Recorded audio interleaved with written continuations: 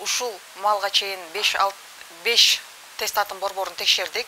Алардын ишмердүүлүгү боюнча текшерип келгенде кемчиликтер чыгып жатат.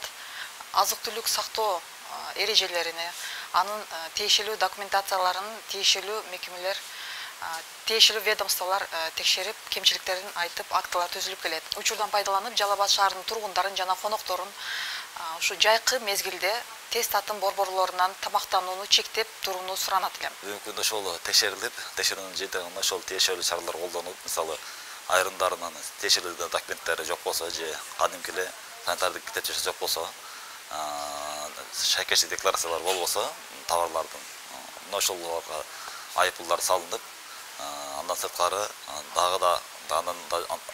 андан да жогору кемчиликтер табылган учурда биз ал тест атындын ишмердүүлүгүн токтотуп чечим чыгарып атабыз.